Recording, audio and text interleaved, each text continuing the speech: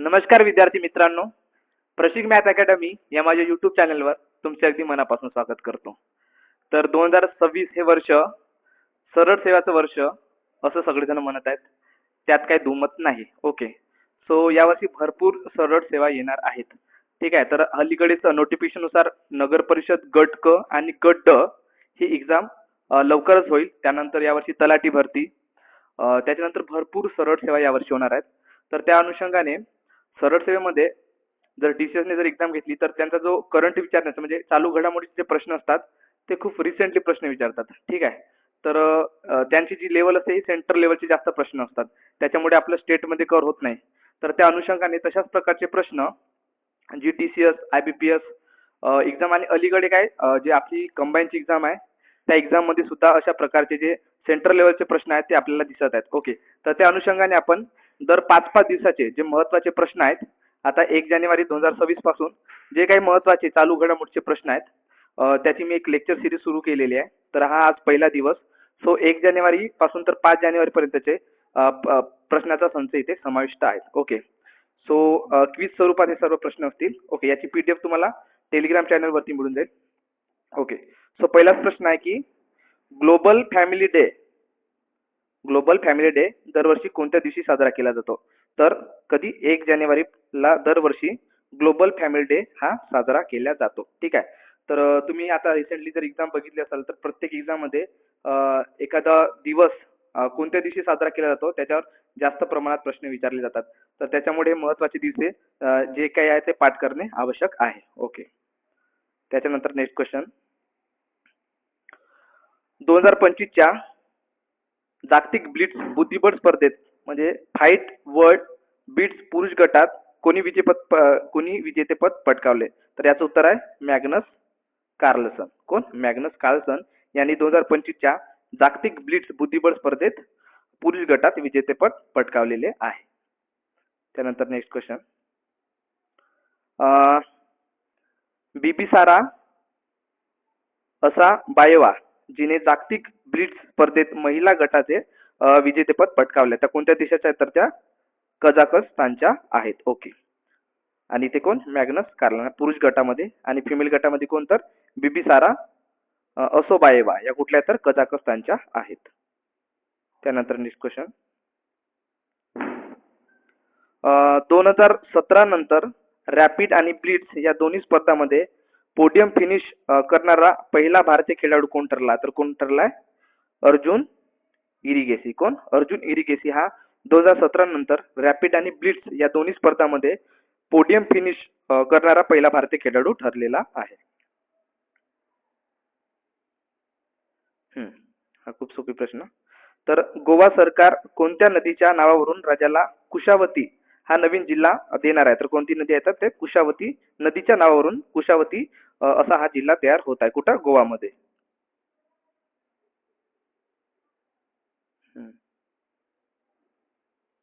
Okay. आता कुशावती जिल्हा जो निर्माण झाला आहे, ठीक आहे, त्याला आकांक्षित जिल्हा म्हणतात. म्हणून घोषित झाल्यानंतर केंद्राकडून संबंधित जिल्ह्याला किती अतिरिक्त निधी मिळतो? तर 15 कोटी अतिरिक्त निधी मिळतो. त्यानंतर मग अँटी टेररिझम कॉन्फरन्स 2025 चे उद्घाटन कुठे करण्यात आले? तर कुठे करण्यात आले? नवी दिल्ली. ठीक आहे. तर याचे उद्घाटन कोणी केले? तर आपले गृहमंत्री, केंद्रीय गृहमंत्री कोण? अमित शहा यांनी अँटी टेररिझम कॉन्फरन्स 2025 चे उद्घाटन कुठे केले? तर नवी दिल्ली इथे केले. ठीक आहे. तर राष्ट्रीय तपास यंत्रणेने कोणत्या मंत्रालयाच्या अंतर्गत अँटी टेररिझम कॉन्फरन्स 2025 आयोजित केली? तर कोणा? गृह मंत्रालय.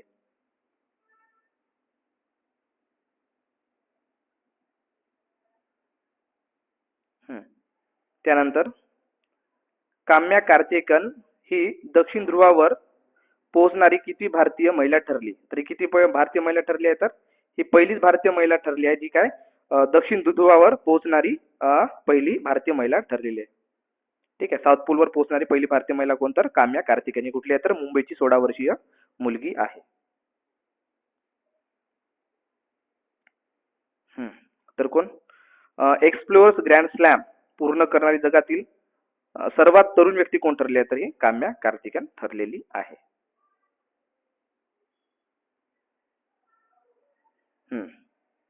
तर काम्या कार्तिकेयन यांनी दक्षिण ध्रुवावर तिरंगा कधी फडकवला तर 1 जानेवारी 2026 ला त्यांनी हा तिरंगा तिथे फडकवला दक्षिण ध्रुवावर.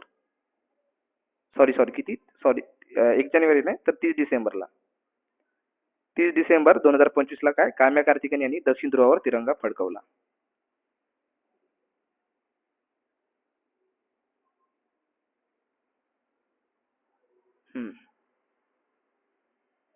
एक्सप्लोर्स ग्रँड स्लॅम मध्ये खालीलपैकी कोणत्या गोष्टीचा समावेश होतो?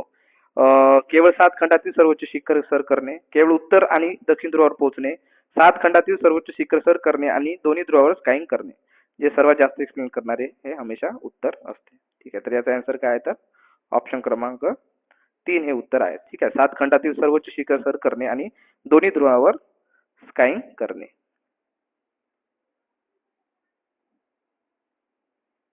ठीक आहे. तर आताच आपण मग बघितलं होतं की गृह मंत्रालयाच्या अंतर्गत काय अँटी टेररिझम कॉन्फरन्स 2025 चे उद्घाटन करण्यात आले. कोण? अमित शहा, गृहमंत्री अमित शहा. कुठे? नवी दिल्ली येथे. हम्म. तर जागतिक अंतर्मुख दिन, ठीक आहे, वर्ल्ड इंट्रोवर्ट डे कधी साजरा करण्यात येतो? आता इंट्रोवर्ट म्हणजे काय? कमी बोलणारे. ठीक आहे, आपल्या समाजात काही लोक आहेत जे खूप कमी बोलतात, तर अशा लोकांचा दिवस कोणता दिवस तर 2 जानेवारी हा दिवस कमी जागतिक अंतर्मुख दिन म्हणून साजरा केला जातो. 2 जानेवारी. ठीक आहे. हम्म. तर जागतिक अंतर्मुख दिन साजरा करण्याची सुरुवात कोणी केली तर फेलिसिटास हेने. कोण? फेलिसिटास हेने यांनी याची सुरुवात केली. हम्म. भारतात बालिका दिन कोणाच्या जन्मदिवशी साजरा करण्यात येतो? ठीक आहे, भारतात कोणता बालिका दिन कोणाच्या जन्मदिनानिमित्त साजरा करण्यात येतो? तर कोणाच्या? सावित्रीबाई फुले. ऑप्शन क्रमांक 3 हे उत्तर येईल. सावित्रीबाई फुले यांचा जन्मदिवस आपण बालिका दिन म्हणून साजरा करतो. ठीक आहे, तर सावित्रीबाई फुले यांच्याबद्दल खालीलपैकी कोणते विधान सत्य आहेत? त्यांचा जन्म 3 जानेवारी 1831 रोजी झाला, हे बरोबर आहे. त्या भारताच्या पहिल्या महिला शिक्षिका मानली जाते, हे बरोबर आहे. त्यांचा जन्म महाराष्ट्रातील नायगाव सातारा येथे झाला, हे सुद्धा बरोबर आहे. तर वरीलपैकी सर्व विधाने काय आहेत? बरोबर आहेत.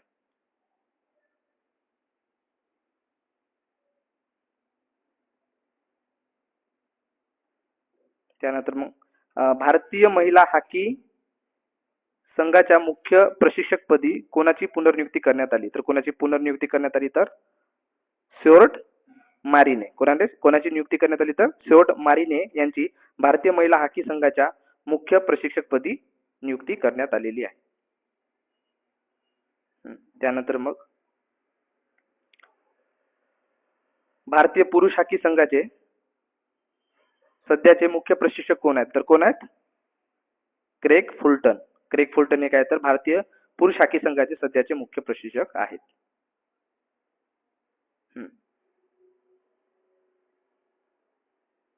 त्यानंतर 31 डिसेंबर 2025 रोजी ओडिशाच्या किनारपट्टीवर कोणत्या क्षेपणास्त्राची यशस्वी चाचणी घेण्यात आली? तर कोणाची? प्रलय.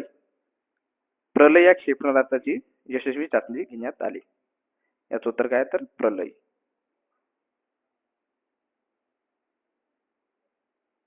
त्यानंतर प्रलय क्षेपणास्त्राची पल्ला मर्यादा रेंज किती आहे? किती येतात ते? 150 ते 500 किलोमीटर ही प्रलय क्षेपणास्त्राची पल्ला मर्यादा आहे. त्यानंतर पिनाका LRGR 120 मधील LRGR चा पूर्ण अर्थ काय आहे? ठीक आहे, तर हे काय आहे? Long range guided rocket. काय आहे? लॉंग रेंज गायडेड रॉकेट आहे. ठीक आहे, पिनाका LRGR 120 मधील LRGR काय तर लॉंग रेंज गायडेड रॉकेट आहे. पिनाका LRGR 120 चा पल्ला साधारणपणे किती किलोमीटर आहे? तर तो किती आहे? 120 किलोमीटर आहे. ठीक आहे, या प्रश्नामध्येच उत्तर आहे.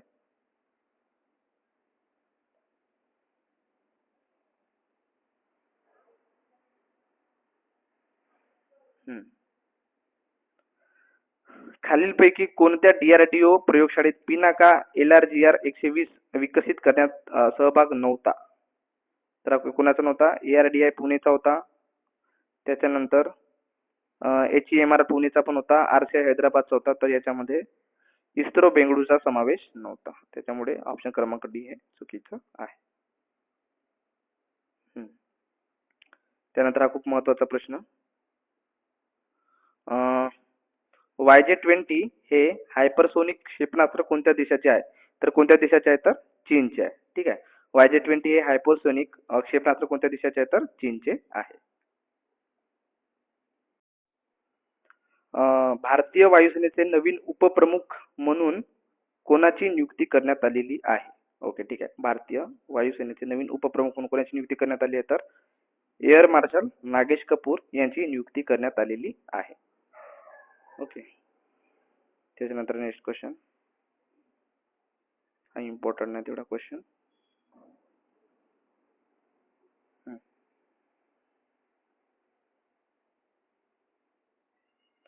दक्षिण पश्चिम एअर कमांडचे air officer commanding in chief म्हणून कोणाची नियुक्ती करण्यात आली? तर एअर मार्शल तेजिंदर सिंग यांची दक्षिण पश्चिम एअर कमांडचे air officer commanding in chief म्हणून नियुक्ती करण्यात आलेली आहे.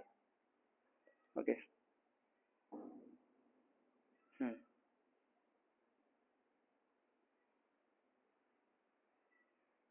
त्यानंतर मग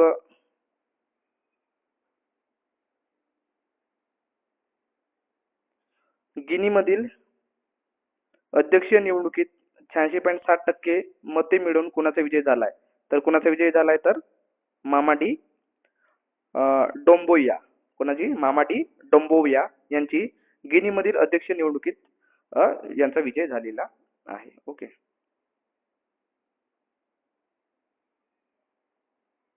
त्यानंतर मग गिनीची राजधानी काय? तर गिनीची राजधानी कोनाक्री. कोनाक्री काय? तर गिनीची राजधानी आहे. त्यानंतर जगातील बॉक्साईटचा सर्वात मोठा साठा कोणत्या देशात आहे? तर कोणत्या देशात आहे? गिनी या देशामध्ये बॉक्साईटचा साठा सर्वात जास्त आहे. कोणत्या देशात? गिनी. ठीक. तर गिनी या देशामध्ये सर्वात जास्त बॉक्साईटचा साठा आहे. ठीक आहे. त्याच्यानंतर गिनीच्या चलनाचे करन्सीचे नाव काय? तर गिनियन फ्रँक. गिनियन फ्रँक हे गिनीच्या चलनाचे नाव आहे. ओके. आता हा खूप महत्वाचा प्रश्न.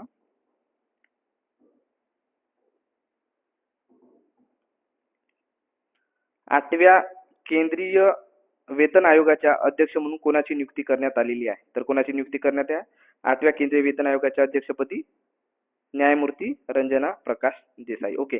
आणि रंजना प्रकाश देसाई यांची नियुक्ती पुन्हा कुठे करण्यात आली होती? तर UCC युनिफॉर्म सिव्हिल कोड, जे कुठं उत्तराखंड मध्ये जे आपण आता UCC लागू केलं. ठीक आहे. कधीपासून? तर 27 जानेवारी 2025 पासून. तर त्याचे अध्यक्ष सुद्धा कोण होते? तर रंजना प्रकाश देसाई होत्या. ठीक आहे. चीनने गर्भनिरोधक साधने आणि औषधावर किती टक्के वॅट लागू करण्याचा निर्णय घेतलेला आहे? ठीक आहे. चीनने गर्भनिरोधक साधने औषधावर किती टक्के वॅट लागू करण्याचा निर्णय घेतला आहे? तर 13% वॅट लागू करण्याचा निर्णय घेतलेला आहे. ओके.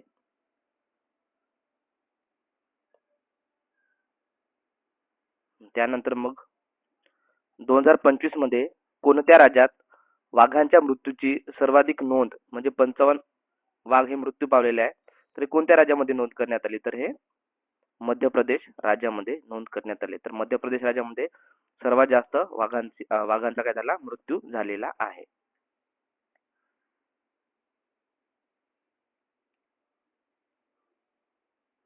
दोन 2026च्या प्रजासत्ताक दिन परेड मध्ये भारतीय लष्कराची कोणती तुकडी पहिल्यांदाच सहभागी होणार आहे? तर कोणती? Remount and veterinary corps. ठीक आहे. रिमाउंट अँड वेटरनरी कॉर्प्स हे प्राणी तुकडी पहिल्यांदा प्रजासत्ताक दिनाच्या परेड मध्ये समाविष्ट होणार आहे. ठीक आहे. सहभागी होणार आहे. ठीक आहे. तर वन्यजीव तज्ञांच्या मते वाघांच्या मृत्यूमागे सध्या कोणता महत्वाचा घटक ठरत आहे? तर कशामुळे होत आहे? तर मर्यादित जागेमुळे होणारे प्रादेशिक संघर्ष. याच्यामुळे काय होत आहे? तर वाघाच्या मृत्यूमध्ये सध्या घट निर्माण होत आहे.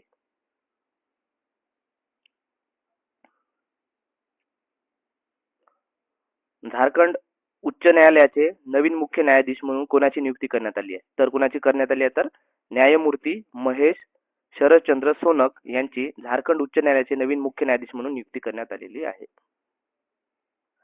आता हा खूप महत्वाचा प्रश्न. न्यायमूर्ती रेवती प्रशांत डेरे. न्यायमूर्ती रेवती प्रशांत डेरे. आता या महाराष्ट्राच्या आहेत, त्या अनुषंगाने मग महाराष्ट्रात ज्या काही एक्झाम आहे त्यामध्ये हा प्रश्न विचारणे अपेक्षित आहे. ओके, सो न्यायमूर्ती रेवती प्रशांत मोहिते डेरे यांची कोणत्या उच्च न्यायालयात मुख्य न्यायाधीशपदी नियुक्ती झालेली आहे? तर यांची कोणत्या उच्च न्यायालयात मुख्य न्यायाधीशपदी नियुक्ती झाली आहे? तर मेघालय उच्च न्यायालयामध्ये यांची नियुक्ती झालेली आहे. ओके. त्यानंतर मग भारतीय संविधानातील कोणते कलम उच्च न्यायालयाच्या न्यायाधीशांच्या नियुक्तीशी संबंधित आहे? ठीक आहे, तर उच्च न्यायालयाच्या न्यायाधीशाच्या संबंधित नियुक्तीशी बाबतीत कोणती कलम आहे? तर कलम 217. ठीक आहे, कलम 217 अनुसार काय होते? तर उच्च न्यायालयाच्या न्यायाधीशांची नियुक्ती होते. ठीक आहे, त्याच्यानंतर हा तेवढा इम्पॉर्टंट क्वेश्चन नाही. आधी आपण हायकोर्टचा बघितला. आता इथं सुप्रीम सर्वोच्च न्यायालयाच्या न्यायाधीशांच्या नियुक्तीसाठी भारतीय संविधानातील प्राथमिक कलम कोणते आहे? ठीक आहे, आधी आपण हायकोर्ट पडला. हायकोर्टसाठी किती? तर 217 आहे. आणि सर्वोच्च न्यायालयाच्या न्यायाधीशांच्या नियुक्तीसाठी कलम 124(2) हे कलम आहे. ओके.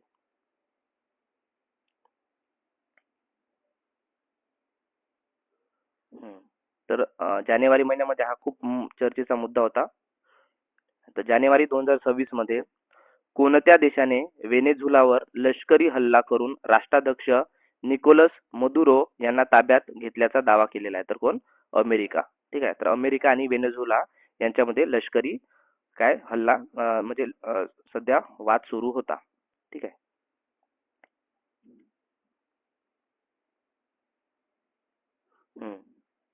तर अमेरिकेने निकोलस मदुरो म्हणजे व्हेनेझुएलाचे राष्ट्राध्यक्ष यांच्यावर खालीपैकी कोणते मुख्य आरोप केलेले आहेत? तर त्यांच्यावर कोणते? अंमली पदार्थाची तस्करी, ड्रग ट्रॅफिकिंग आणि दहशतवादी संघटनाशी संबंध, या 2 मुद्द्यावरून त्यांना काय केले आहे? तर अटक केलेली आहे. ओके. त्यानंतर मग भोमरदेव कॉरिडॉर विकास प्रकल्प हा सध्या चर्चेत होता. तर हा कोणत्या राज्यात राबवला जात आहे? तर हा कुठे आहे? छत्तीसगड राज्यामध्ये भोमरदेव कॉरिडॉर विकास प्रकल्प राबवला जात आहे.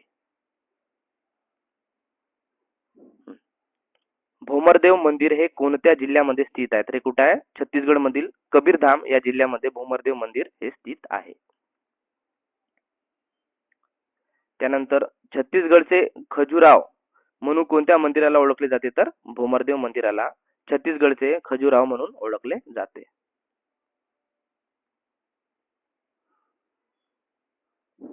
भोमरदेव कॉरिडॉरचा विकास केंद्र सरकारच्या कोणत्या योजनेअंतर्गत केला जात आहे? तर कोणती योजना आहे? ते स्वदेश दर्शन योजना 2.0 नुसार काय केलं जातं? तर भोमरदेव कॉरिडॉरचा विकास केला जात आहे. आज भोमरदेव कॉरिडॉर कुठे आहे? तर छत्तीसगड मध्ये आहे. ओके, हा खूप महत्वाचा सध्या मुद्दा आहे. त्यानंतर जागतिक ब्रेल दिवस दरवर्षी कोणत्या दिवशी साजरा केला जातो? तर कधी साजरा केला जातो? दरवर्षी 4 जानेवारीला जागतिक ब्रेल दिन हा साजरा केला जातो. त्यानंतर मग ब्रेल लिपीचा शोध लावणारे लुई ब्रेल यांचा जन्म कोणत्या देशात झाला? तर ते कुठले आहेत? फ्रान्स मधले आहेत.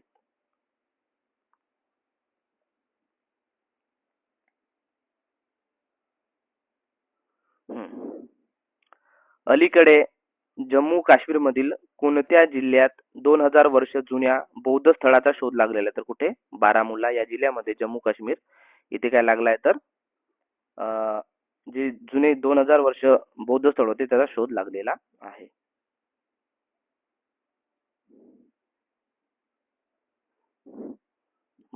बारामुल्ला येथील झेनपोरा येथे सापडलेले बौद्ध अवशेष हे कोणत्या कालखंडातील आहेत? तर हा राज्यसेवेच्या दृष्टीने महत्वाचा प्रश्न. कुशाण कालखंड.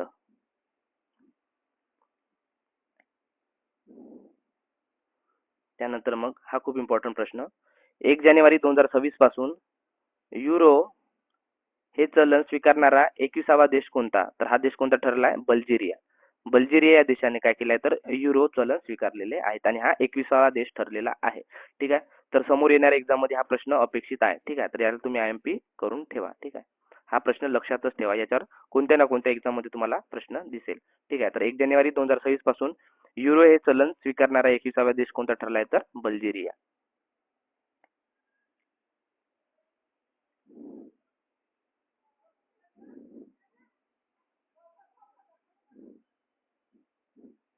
तर सध्या युरोपियन युनियन मधील किती देशांनी अजूनही युरो चलनाचा स्वीकार केलेला नाही? तर 6 देशांनी अजूनही युरो चलनाचा स्वीकार केलेला नाही. ठीक आहे, 6.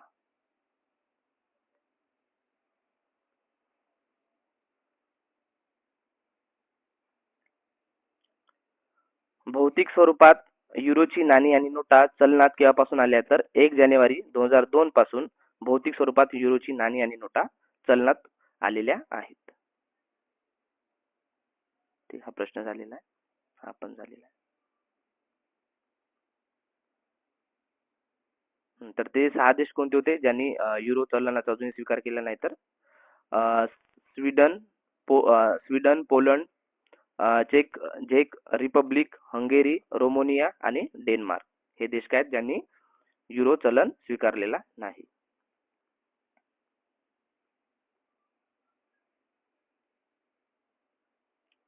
त्यानंतर मग राष्ट्रीय पक्षी दिनाबाबत खालील विधाने विचारात घ्या. ठीक आहे. तर राष्ट्रीय पक्षी दिन दरवर्षी 5 जानेवारी रोजी साजरा केला जातो. 2026 सालच्या या दिवसाची संकल्पना a bird in flight in poetry in motion ही आहे. त्यानंतर हा दिवस साजरा करण्याची सुरुवात 2002 मध्ये करण्यात आली आहे. तर वरीलपैकी सर्व स्टेटमेंट हे काय बरोबर आहेत. ठीक आहे. वरीलपैकी सर्व विधाने बरोबर आहेत.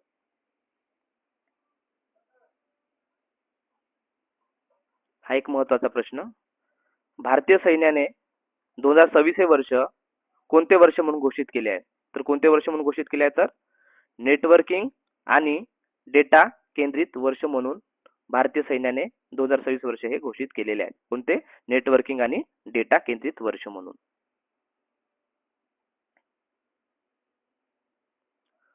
भारताच्या पहिल्या AI क्लिनिकचे उद्घाटन कुठे करण्यात आले? तर कुठे करण्यात आले? Government institute of medical sciences, greater Noida या ठिकाणी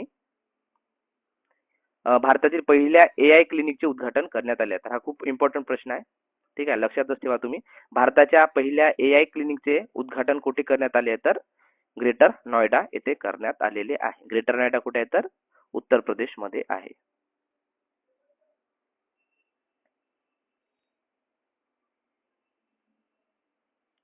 उत्तर प्रदेशातील पहिल्या AI क्लिनिकच्या स्थापनेसाठी JIMSच्या खालील कोणत्या संस्थेचे सहकार्य लाभलेले आहे? तर कोणत्या संस्थेचे सहकार्य लाभलेले आहेत? तर वरीलपैकी सर्व संस्थेचे सहकार्य लाभलेले. IIT Kanpur, IIT Madras, IIT Lucknow. ठीक आहे. वरीलपैकी सर्व संस्थेचा काय यांना सहकार्य लाभलेले आहे.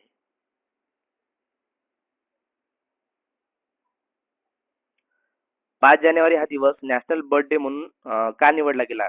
ठीक आहे. तर काय झालं होतं या दिवशी आडुबॉन सोसायटीच्या वार्षिक क्रिसमस बर्ड काउंट उपक्रमाचा समारोप होता. त्यामुळे 5 जानेवारी हा दिवस नॅशनल बर्थडे म्हणून निवडला गेला. त्यानंतर मग सध्याचे भारतीय भूदल प्रमुख कोण आहेत? कोण आहेत? तर जनरल उपेंद्र द्विवेदी हे काय तर सध्याचे भारतीय भूदल प्रमुख आहेत. ठीक आहे. तर अशा प्रकारे आपण 1 जानेवारी ते 5 जानेवारी पर्यंतचा चालू घडामोडीचे जे काही महत्त्वाचे प्रश्न होते, ज्या काही महत्त्वाच्या घटना घडल्या भारतीय आणि जागतिक लेव्हलवर, ठीक आहे, तर त्या आपण कव्हर करण्याचा प्रयत्न केलाय. ओके. सो अशाच प्रकारे ही आपली सिरीज सुरू राहील. तर आपण पूर्ण जानेवारी महिन्याचा आता 1 ते 5 झाला, तर आजचा आता उद्याचा व्हिडिओ जो आहे तो 5 ते 10, नंतर 10 ते 15, नंतर 15 ते 20 असं 5-5 दिवसाचा आपण करंट अफेअर घेत जाऊ. ठीक आहे. आणि सर्व झाल्यानंतर मग मंथली करंट अफेअरचा आपण एक व्हिडिओ टाकू. ठीक आहे. तर त्याच्यामध्ये मग सिम्प्लिफाईडच्या ज्या महत्त्वाच्या घडामोडी दिल्या असतील तिथून मी डाटा कव्हर करेन. त्याच्यानंतर परिक्रमामध्ये जे काही महत्त्वाचे प्रश्न दिले असतील, महत्त्वाचा जो काही डाटा असेल त्याच्यावर मी प्रश्न तयार करेन. ओके.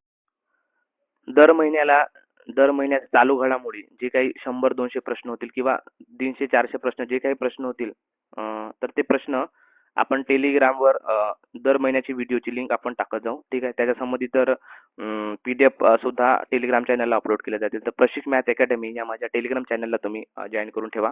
त्याची लिंक मी डिस्क्रिप्शन बॉक्समध्ये दिलेली आहे.